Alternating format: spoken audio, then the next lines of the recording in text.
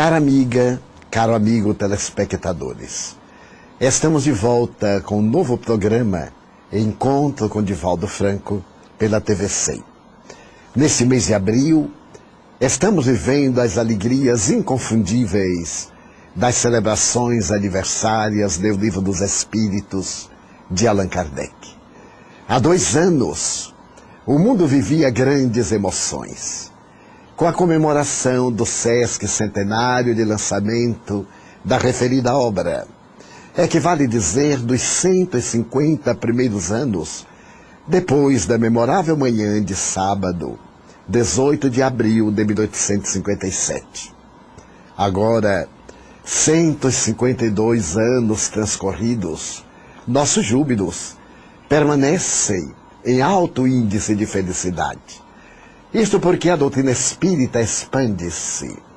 A semelhança de um radioso sol de primavera, aquece os corações enregelados, liberta as mentes encarceradas na ignorância e luariza os tormentos da emoção. A obra que foi anunciada por Jesus, quando prometeu o Consolador, que viria no momento adequado para repetir as suas lições, para dizer coisas novas e ficar perpetuamente com a criatura humana até o término dos évos. O Espiritismo então chegou através dessa obra memorável. Podemos imaginar como foram aqueles momentos. Sábado pela manhã, em Palais Royale, 10 horas da manhã aproximadamente. A Galeria d'Orléans, com as suas colunatas gregas, estava em febril movimentação. O número 13 era a Librairie Danty. Ali estavam a senhora Melânia e seu filho Eduardo, que estava substituindo o pai, que falecera pouco tempo antes. Naquele momento, um pouco antes talvez, na rua Montpensier, fundos da Galeria d'Orléans, parava um caminhão à chevaux, como se dizia na época. Era uma carroça puxada a cavalos. E de lá, um operário que vinha de Saint-Germain-en-Laye, a aproximadamente 15 para 18 quilômetros, retirava os pacotes da obra que deveria inaugurar uma era nova. Ao entregá-los ao jovem Eduardo Justin, este é tomado de emoção e diz à sua mãe: aqui chegaram as obras que nos foram confiadas pelo mestre professor Rivaio. A senhora Melânia, muito gentilmente, abre um dos pacotes e retira o livro. Contempla-o. Era uma vitória, porque publicasse uma obra daquele gênero, em pleno período de Napoleão III, em que a Igreja Romana predominava, apresentando todos os impedimentos para a divulgação de obras que de alguma forma conflitassem com a religião católica, estava agora totalmente superada. Porque o professor Rivaio, quando montou o livro, por sugestão dos espíritos, teve o cuidado de encaminhar um exemplar ao Santo Ofício, para que o mesmo fosse ou não aprovado. Dependeria o futuro dessa doutrina da assinatura de um homem, que deveria colocar um carimbo com o nome imprimatur, e facultar ou não a apresentação do seu conteúdo à humanidade. Para a grande felicidade do futuro, graças à inspiração divina, o abade Le Sanu foi um homem nobre quem teve a oportunidade de ler a obra e, depois de tê-la nas suas mãos e na sua emoção, declarou com ênfase: este livro possui o indispensável para levar qualquer alma ao reino dos céus. Imprima-se. Estava vencida a etapa mais difícil. No entanto, o professor Rivaio, quando apresentou o livro ao seu amigo Danty, editor e livreiro, este prometeu que se encarregaria de apresentar a obra fazendo uma edição muito cuidadosa. Mas a desencarnação surpreendeu nesse ínterim. E a viúva Melânia e o filho Eduardo Justin se encarregaram de controlar A Pequena Empresa. E o jovem disse: mamãe, são tantos os livros a respeito dos espíritos, das mesas falantes, que nos parece um grande risco colocar uma importância expressiva numa obra que não irá vender. E ela, com a sabedoria das mulheres nobres, que sabe manter o compromisso assumido pelos seus consortes, disse-lhe: mas o seu pai comprometeu-se. Pelo menos leia, Eduardo. E ele começou a ler o livro. Leu de um jato, fascinando-se, primeiro com a técnica através da qual o livro era apresentado. Era a dialética socrática. Através de perguntas e respostas, o professor Rivaio havia elaborado um tratado de filosofia que deveria ficar para a posteridade. 501 perguntas, 501 respostas e alguns comentários do próprio Allan Kardec. Ele optou por firmar a obra com pseudônimo que havia sido a evocação de uma sua reencarnação na França, ali mesmo nas Gálias, quando era o grande período em que as gerações ancestrais estavam desenhando o futuro da humanidade. Ali, portanto, os druidas haviam erguido os seus monumentos à sua crença. E numa bela informação que lhe foi dada por um espírito amigo de nome Zéfiro, o professor Rivaio ficou sabendo que era adorador do deus Dispater, o deus da solidariedade, e que se chamava Allan Kardec. Era sacerdote, era crente na reencarnação, era vegetariano, também acreditava, obviamente, na imortalidade da alma e na sua comunicação. Pareceu-lhe tão interessante a revelação de Zéfiro, que o professor Rivaio, célebre como pedagogo e escritor, optou por apresentar a obra que os espíritos lhe confiaram sob esse pseudônimo, graças a uma reflexão. Se ele apresentasse o livro com o seu nome ilustre, seu nome atrairia um grande número de leitores. Mas se era um anônimo que apresentava a obra, ela se firmaria pelo seu conteúdo e não por aquele que a apresentava. Foi assim, portanto, que o Livro dos Espíritos foi elaborado, graças à determinação de entidades nobres que, através da Senhoria da Fé, no ano de 1856, disse-lhe que o machado estava no tronco da velha árvore, que deveria ser decepada, para que então nascesse árvore nova, e tu, Rivaio, és o encarregado dessa missão.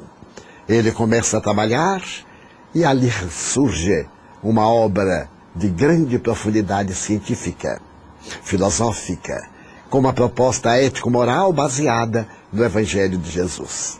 A partir daquele momento, a senhora Melânia diz ao filho: mandemos alguns exemplares ao professor Rivaio. Ele certamente ficará muito emocionado.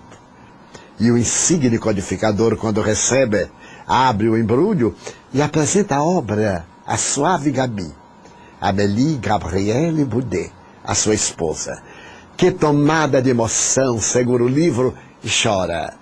Depois de alguns momentos de ternura do casal, ele diz-lhe: irei agora diretamente à Galeria d'Orléans para agradecer à viúva Danty pela honra de me haver concedido a publicação do livro. Faremos uma pequena pausa e logo continuamos.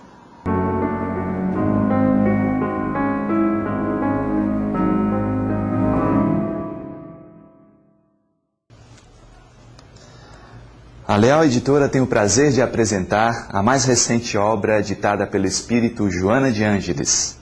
Trata-se da obra Em Busca da Verdade, através da psicografia do médium Divaldo Franco. Nesta obra, Joana de Ângeles faz uma análise psicológica, estabelecendo uma ponte com a doutrina espírita das belas parábolas de Jesus. Analisa a parábola do filho pródigo, entre outras, estabelecendo uma ponte entre o ego e o self, desafiando a cada um de nós ao processo de autoiluminação. Adquira sua obra através do site da Mansão do Caminho, www.mansãodocaminho.com.br.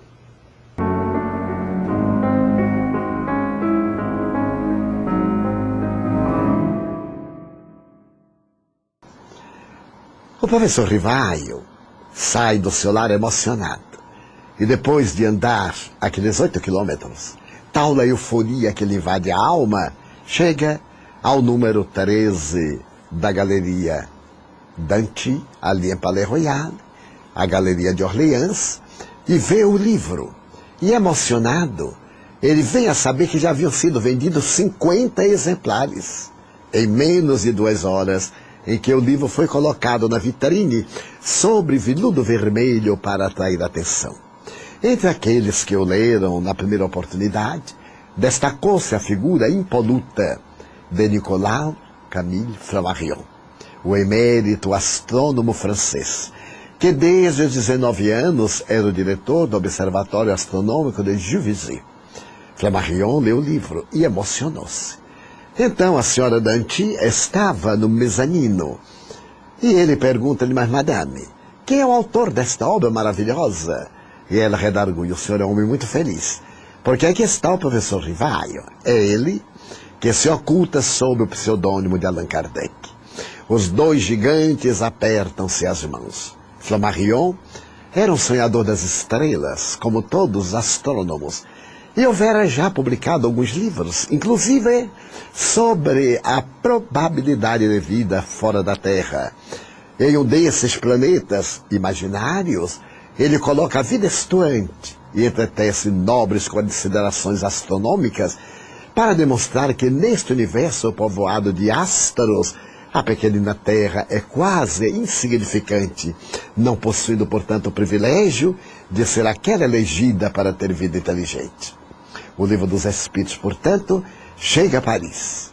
Ali, na galeria, no número 13, e logo adiante, no número 31, que era também a loja do senhor Le Boyan. Le Boyan era um amigo do professor Rivaio e de Dante. 1.200 exemplares, 176 páginas. Convenhamos, era um livro modesto, na aparência, mas para os padrões da época, era uma obra de alto fôlego. Quando o professor Rivaio estava elaborando o livro, teve a preocupação com o título, que nome colocar, já que o título é muito importante, principalmente hoje na técnica de mercado. E pensou em colocar o nome A Religião dos Espíritos, porque o livro é um tratado também de religião, de busca de Deus, de encontro, de retorno, de religação. E os espíritos aconselharam-no a não o fazer, porque sendo dominante a Igreja Católica como religião oficial do Estado em França, o livro não teria a menor chance de ser publicado. Foi aí que, pensando muito, ocorreu-lhe a ideia de dar ao livro o nome dos seus verdadeiros autores, que eram e são os espíritos. Mas ele teve a percussência de começar a obra com a pergunta mais intrigante da filosofia: que é Deus? É a pergunta de número 1. Graças a isso, ele abre a obra colossal com uma questão teológica e encerra na quarta parte, com as esperanças e consolações, falando do reino de Deus, através de mensagens notáveis, ditadas por espíritos nobres, não apenas franceses, mas internacionais. O professor Rivaio sai emocionado. Agora ele caminha naquela primavera rutilante de Paris, pela Avenida da Ópera, e vê passar uma carruagem. Dentro dela, a notável escritora George Sand. Ele dá um sinal e acerca-se. A notável escritora encontrava-se em Paris, ela morava no interior, a 4 horas de carruagem aproximadamente. Ela viera à capital das luzes para participar de uma peça de teatro na Comédie Française. Tratava-se de uma obra de Alexandre Dumas, abordando a liberdade a que a mulher tinha o direito, ou o direito à liberdade da mulher. E o diálogo, conforme o Dr. Canduto de Abreu, é tocado de emoções. Depois da saudação, os dois conheciam-se. Ele entrega-lhe o Livro dos Espíritos e pede-lhe que oportunamente ela entreteça alguma consideração. Com a lealdade que era muito comum e a vida desabrida de George Sand, ela diz: a minha opinião poderá até prejudicar o livro, em face da consideração que não me é tida por alguns órgãos da cultura francesa. Porém, mais tarde, evocando este encontro com Kardec e tendo lido a obra, ela escreve uma peça de teatro, abordando a delicadeza da reencarnação. Passaram-se 152 anos. O livro é um sol que aquece a humanidade.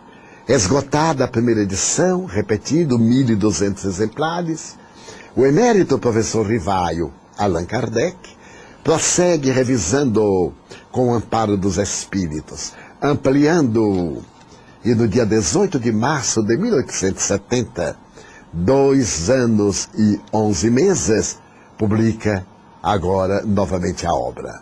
A obra, na sua segunda edição, terá um caráter de eternidade. Estará com 1019 questões, nas quais são abordados os temas mais fascinantes da humanidade: sociologia e antropologia, filosofia e química física, as ciências do momento, as ciências do futuro, a astronomia nessa perspectiva cósmica, da infinitude do universo, mas, sobretudo, as grandes interrogações existenciais. Quem sou eu? De onde vim? Para onde vou? Por que estou aqui? Essas questões foram perfeitamente elucidadas pelo Espiritismo e dão-nos a segurança de que não nos encontramos na Terra por acaso. A nossa existência tem uma finalidade primordial, que é a nossa autoiluminação. A viagem para dentro, a busca do si mesmo, a compreensão da nossa responsabilidade e dos nossos deveres, o desenvolvimento do Deus interno que jaz em germe em nosso mundo íntimo, convidando-nos à ação da caridade, que no Espiritismo, conforme ainda o pensamento do apóstolo Paulo, é a virtude por excelência, a mãe de todas as virtudes, e da fé, da esperança e da caridade, a caridade de todas a maior, diz o apóstolo das gentes. Mas que caridade? Caridade sem a qual não há salvação. Não se refere aqui a um texto teológico. Não é a salvação depois da morte, mas é a salvação antes da morte. Equivale dizer, quem não vive a ação soberana da caridade não é livre. Não está integrado no espírito cósmico. É alguém algemado ao ego que o aprisiona. É alguém vítima das suas paixões. Quando nós marchamos na direção do outro, através da luz soberana da caridade, nós nos desalgemamos. Por isso que o amor, no seu sentido mais profundo, tem a conotação de caridade, que é esparzir aquilo que há de melhor com aqueles que têm qualquer tipo de carência. Naturalmente, a caridade material é relevante. Se temos uma mensagem a dar a um esfaimado, antes demos-lhe um copo com leite quente e um pedaço de pão. Depois, ele terá condições de ouvir qualquer discurso nosso. Se temos uma mensagem para dar a alguém que está vítima de uma dor de cabeça, antes demos-lhe um analgésico. E passada a dor, ele terá condições de confabular conosco. Então a caridade é esse gesto transcendente de amar, no seu sentido mais elevado. Ergue-se, portanto, a doutrina espírita sob os pilotis da investigação científica, que prova a imortalidade da alma, a sua comunicabilidade com as criaturas humanas, a reencarnação, a pluralidade dos mundos habitados, a sua filosofia otimista. Há uma lei universal. Toda causa provém de um efeito. Todo efeito inteligente, portanto, de uma causa inteligente provém. Somos o efeito da causa cáusica universal. Gerados por Deus, lucigênitos, o nosso destino é o encontro com a divindade. O estado luminoso, o estado de luz, de plenitude. Então a doutrina espírita abre agora o elenco para a ação de natureza ético-moral, consequências religiosas, porque nos leva de volta a Deus, através da prática das boas ações. Fazemos uma nova pausa e logo retornamos.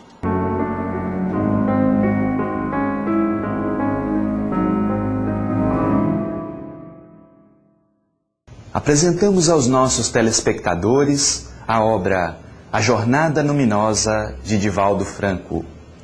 Nesta jornada luminosa, o jornalista Sérgio Sinotti faz uma análise crítica da vida e da obra do médium espírita Divaldo Franco, estabelecendo pontos entre o processo religioso, o processo psicológico, a vida e os ideais desse médium orador, dirigente, professor, entre outros títulos do médium Divaldo Pereira Franco. Adquira sua obra A Jornada Luminosa de Divaldo Franco através do site www.mansãodocaminho.com.br.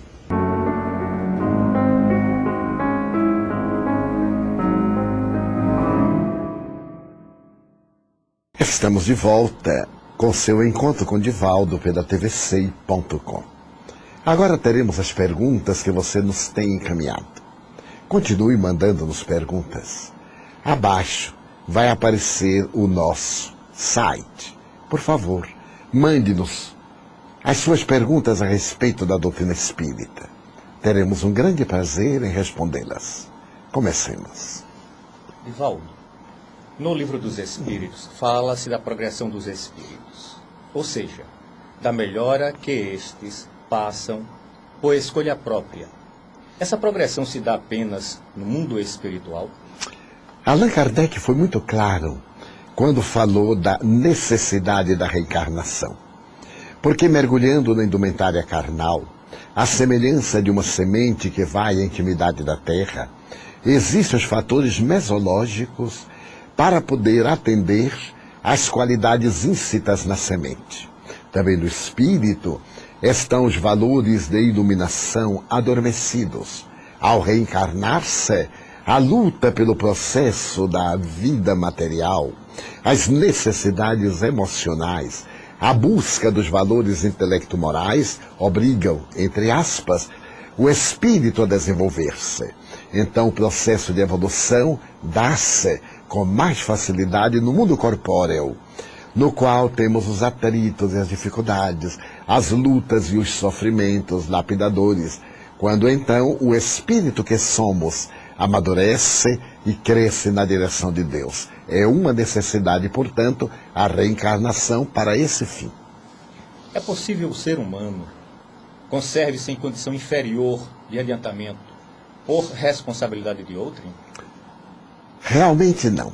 Outrem pode criar as situações perturbadoras, gerar as condições que propiciem a estagnação, a indiferença ou o atraso de alguém.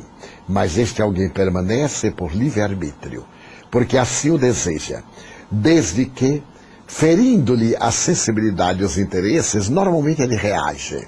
Quando alguém nos dá um não e que nos interessa ir adiante, não lhe damos a menor importância, nós avançamos. No caso em tela, quando alguém nos cria situações embaraçosas, obrigando-nos, entre aspas, a permanecer no resvaladouro do erro ou nos estados patológicos do desequilíbrio, isso somente acontece porque nós permitimos que se dê. É o nosso livre-arbítrio que elege aquilo que nós consideramos de melhor para o nosso prazer. Como a doutrina espírita explica a genialidade e a loucura? Existe evolução no segundo caso, a loucura? A genialidade, bem se vê, é uma conquista do processo da evolução. O espírito, ao reencarnar-se, mantém toda a memória extracerebral, que lentamente vai imprimindo nos neurônios cerebrais e revelando a alta potência da sua aquisição e do seu conhecimento. A loucura é um processo de resgate ou de expiação, imposto pelas soberanas leis, para que o espírito se liberte daqueles gravames praticados em existências anteriores. Em ambos os casos, a reencarnação é a chave para explicar uma e outra situação, sendo que a genialidade é uma concessão de amor para facilitar o progresso, e a loucura é uma imposição para libertar-se das amarras perturbadoras dos crimes hediondos praticados antes. Existem espíritos preguiçosos que escolhem uma vida de pouco labor? Sim, e muitos. Eles caem naquilo que nós denominamos a reencarnação por automatismo. São colhidos pelas leis e, como não trazem motivação, têm uma existência de ociosidade, quase inútil. Ela funciona como estado de letargo, para que na próxima experiência possa desenvolver aptidões muito mais amplas e evoluir. Existem sim aqueles que optam pelas reencarnações menos trabalhosas, aquelas que lhes proporcionam uma espécie de repouso, de bem-estar que nunca conseguem, porque no repouso somente teremos o descanso sem ação. E quando se descansa sem ter estado cansado, a vida é ociosa e inútil. O que podemos entender como missão do espírito? Todos a temos ou só os espíritos evoluídos? Naturalmente, a missão é um encargo de alta relevância. Nós temos a tarefa, temos o compromisso, temos o dever. Assumimos responsabilidades, todos nós. No entanto, se nós, na mais modesta atividade, investirmos o sentimento de amor, transformamos-la em uma verdadeira missão. Missionário não é apenas aquele que conquista grandes espaços, que realiza descobrimentos que beneficiam a humanidade. Missionário também é aquele que se desobriga das suas atividades com uma grande emoção, com dedicação exclusiva, com espírito de abnegação. Podemos dizer, portanto, que todos na Terra estamos na missão do encontro do Cristo, para que desta maneira sublimemos os nossos sentimentos e atinjamos a plenitude que nos está reservada. É o Espiritismo a religião da nova era? Poderíamos dizer, como Allan Kardec, é a nova era da religião. Alguém perguntou-lhe um dia se o Espiritismo seria a religião do futuro. Ao que ele respondeu, não. Não é a religião do futuro, é o futuro das religiões. É a nova época, desta era que agora se anuncia, uma religião sem dogmas, não castradora, que tenha bases profundas no conceito de liberdade, que dignifique o indivíduo através do seu esforço pessoal, que o prepare para as grandes conquistas do infinito dentro dele mesmo. Naturalmente, essa será a religião que vai viger na era nova, quando todos, no concerto da fraternidade, nos dermos as mãos, e a nossa religião será o amor, conforme viveram Cristo e todos os grandes missionários da humanidade. O orbe terrestre estará mudando ou são os espíritos aqui encarnados que estarão evoluindo? Poderíamos dizer que é esse o significado do fim dos tempos? Sem a menor sombra de dúvida. Refletamos. Allan Kardec disse que o nosso planeta era inferior, porque os espíritos que o habitamos ainda somos inferiores. Logo, na razão direta em que nós, os espíritos, melhorarmos de situação, também o orbe planetário melhorará.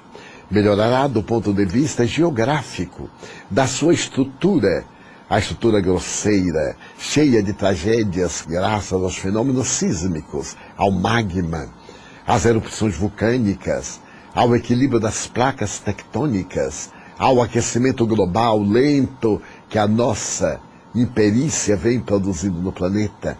Então, na medida em que se dê essa grande transformação de mundo de provas e expiações para mundo de regeneração, tanto serão mais evoluídos os espíritos que o habitarão, como também o planeta em si mesmo, com melhores condições de clima, sem as grandes tragédias que arrebatam vida e que ainda são necessárias por estarmos numa fase de provações. Estamos chegando à etapa terminal do nosso programa de hoje. Estaremos de volta neste mesmo dia, neste mesmo horário.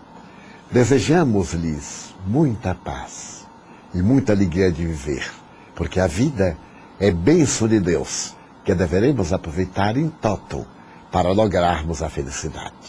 Muita paz.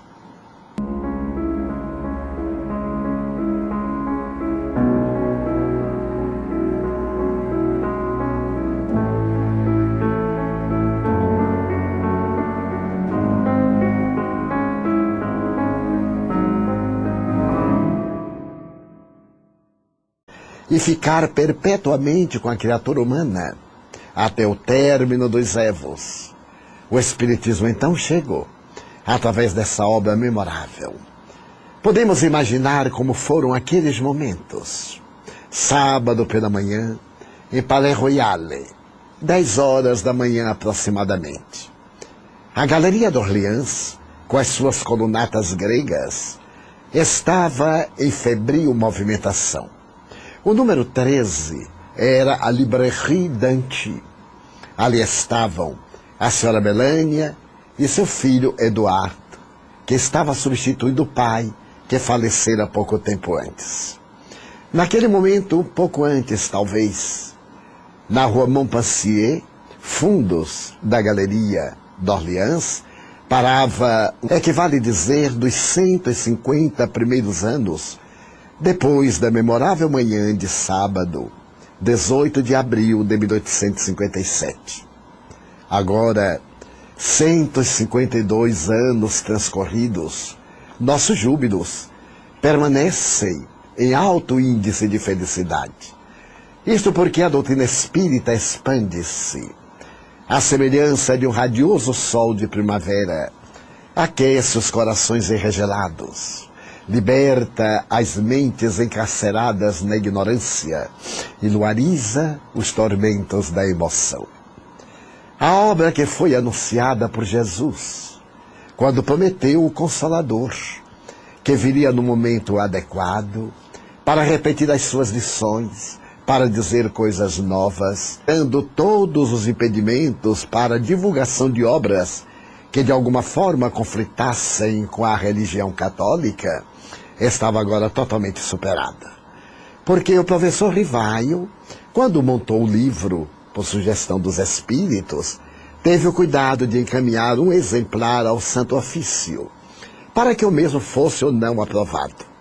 Dependeria o futuro dessa doutrina da assinatura de um homem, que deveria colocar um carimbo com o nome imprimatur e facultar ou não a apresentação do seu conteúdo à humanidade.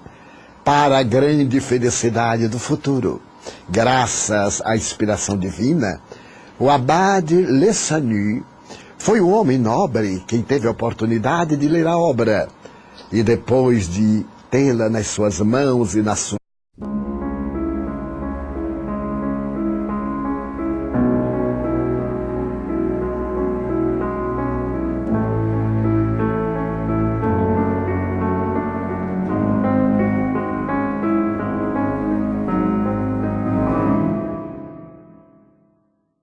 Cara amiga, caro amigo telespectadores, estamos de volta com um novo programa Encontro com Divaldo Franco pela TV 100. Nesse mês de abril, estamos vivendo as alegrias inconfundíveis das celebrações aniversárias do Livro dos Espíritos de Allan Kardec. Há 2 anos, o mundo vivia grandes emoções com a comemoração do Sesc centenário de lançamento da referida obra. Um caminhão à chevaux, como se dizia na época. Era uma carroça puxada a cavalos. E de lá, um operário que vinha de Saint-Germain-en-Laye, a aproximadamente 15 para 18 quilômetros, retirava os pacotes da obra que deveria inaugurar uma era nova. Ao entregá-los ao jovem Eduardo Justin, este é tomado de emoção e diz à sua mãe: aqui chegaram as obras que nos foram confiadas pelo mestre professor Rivaio. A senhora Melânia, muito gentilmente, abre um dos pacotes e retira o livro. Contempla-o. Era uma vitória, porque publicasse uma obra daquele gênero em pleno período de Napoleão III, em que a Igreja Romana predominava, apresentando